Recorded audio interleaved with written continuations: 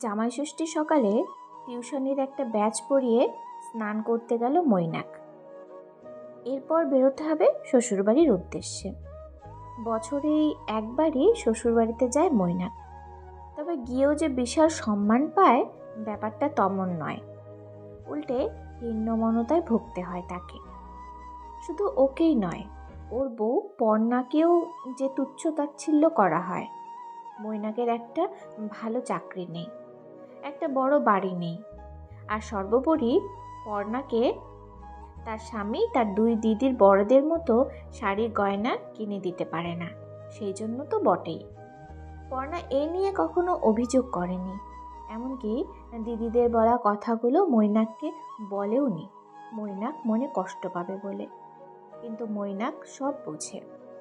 এটা মৈনাকের দ্বিতীয় জামাই ষষ্ঠী। আগের বাড়ির অভিজ্ঞতা থেকে জানা আছে পরিস্থিতিটা ঠিক কেমন হবে। এবারও তার ব্যতিক্রম ঘটবে না। তাই মৈনাক ঠিক করেছে বিকেলেই বাড়ি ফিরে আসবে। আসলে পর্ণার জেঠুর কথা একদম ফেলতে পারে না ওরা। মৈনাক জানে একমাত্র ওই মানুষটার কাছে বাড়ির 3টে মেয়েই সমান। তাই যখন পর্ণার জেঠু এসে জামাই ষষ্ঠীর নিমন্ত্রণ করে গেল, মৈনাক কিছুতেই মানুষটার মুখের ওপর যেতে পারবো না কথাটা বলতে পারেনি। 3-4 দিন আগেই পর্ণা জেঠু জেঠিমার জন্য নিজে পছন্দ করে শাড়ি আর পাঞ্জাবি কিনেছে। মৈনাক স্নান করে এসে দেখলো পর্ণাও একটা হলুদ তাঁতের শাড়ি পরে রেডি। এই শাড়িটা মৈনাকেরও খুব পছন্দ। হলুদ শাড়ি, কপালে জলজল করছে সিঁদুর, আর পিঠে ভেজা খোলা চুল। কি স্নিগ্ধ লাগছে পর্ণাকে। সত্যি পর্ণার মতো মেয়েকে স্ত্রী হিসাবে পেয়ে নিজেকে গর্বিত মনে করে মৈনাক। যেমন মিষ্টি তেমন ভালো মনের মেয়ে পর্ণা। মৈনাকে সাইকেলের পেছনে বসে পর্ণা চলল বাপের বাড়ি। খুব বেশি দূর নয়, মিনিট 20 সাইকেল চালাতেই মৈনাক আর পর্ণা পৌঁছে গেল ও বাড়িতে। বাড়ির সামনে দেখলো কালো রঙের একটা দামি গাড়ি দাঁড়িয়ে। পর্ণার এই গাড়ি চেনা। সে সাইকেল থেকে নামতে নামতে বলল, তার মানে বড়দি ভাইরা চলে এসেছে। সাইকেলটা একপাশে রেখে মিষ্টি জামা কাপড়ের প্যাকেট নিয়ে মৈনাক গেট দিয়ে ঢুকতে যেতেই শাশুড়িমা বেরিয়ে এলেন। এসে বললেন, এই সরো সরো, মেজো জামাই কাছাকাছি এসে গেছে, বিদেশ থেকে আসছে বলে কথা। মৈনাককে শাশুড়িমা মানে পর্ণার জেঠিমা গ্রাহ্য করলো বলে মনে হলো না। কিন্তু পর্ণার জেঠু মৈনাককে বললেন, এসো বাবা, ভেতরে এসো। মৈনাক ভেতরে গিয়ে দেখলো পর্ণার বড় জামাইবাবু বসে আছেন সোফায়। কেমন আছো না আছো জিজ্ঞেস করেই তিনি মন দিলেন ল্যাপটপে নিজের কাজে। বাইরে থেকে হাসির শব্দ শোনা গেল, আর সাথে গাড়ির হর্নের শব্দে মৈনাক বুঝলো পর্ণার মেজদি ভাই আর জামাইবাবু চলে এসেছে। পরপর জামাইদের ফোঁটা দিয়ে আশীর্বাদ করলেন শাশুড়িমা। বড় জামাই শাশুড়িকে দিল দামি একটা স্মার্টফোন। মেজো জামাইয়ের উপহার দেখে তো শাশুড়িমার চোখ কপালে উঠল।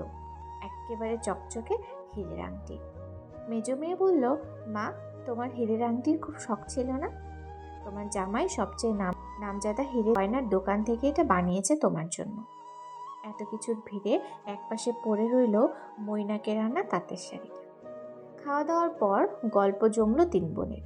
পর্ণার বড়দিভাই বলল, কি হলো তোর এত লেখাপড়া শিখে? মাকে যে শাড়ি দিয়েছিস, ও শাড়ি আমি মাসে 2 অন্তর কাজের মেয়েকে দিই। কত করে বললাম তোর জামাইবাবুর অফিসের কলিগকে বিয়ে কর, কত সুখী হতিস বল বোন।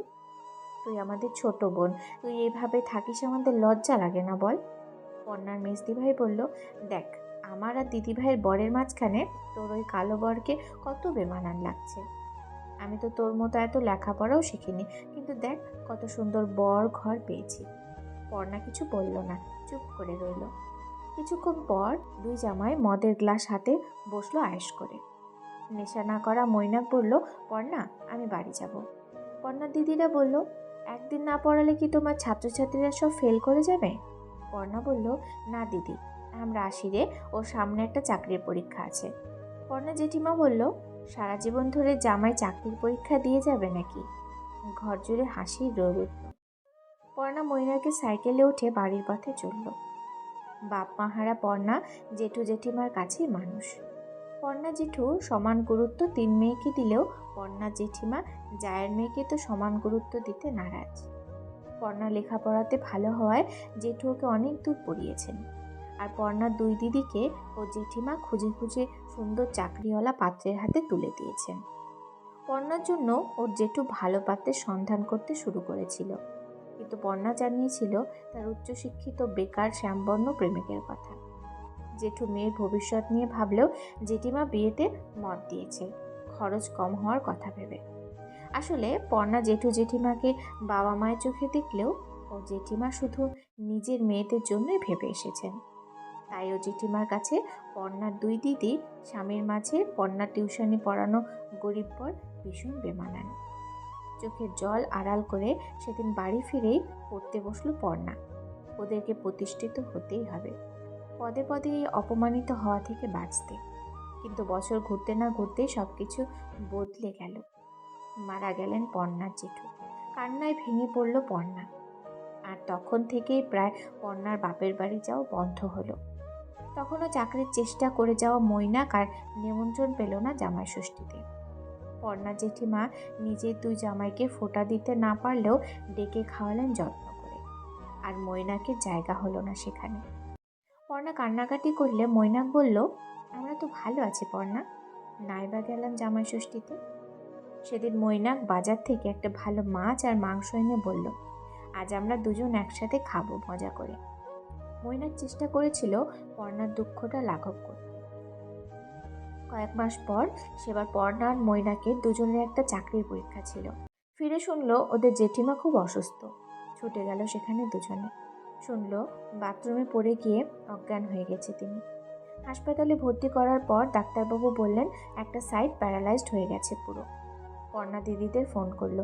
বড়দি বলল তার মেয়ের পরীক্ষা চলছে, এখন সে আসতে পারবে না।